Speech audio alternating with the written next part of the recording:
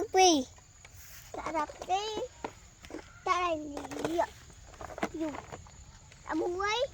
bột này mua tiền nè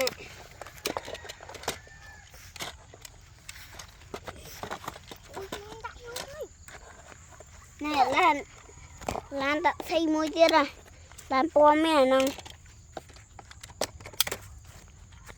bọc cái này nó ra nông dầm rồi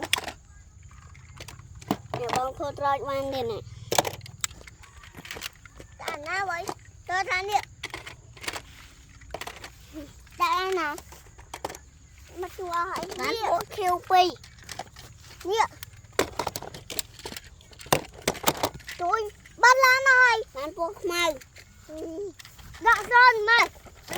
nuôi mình làm pi thế ra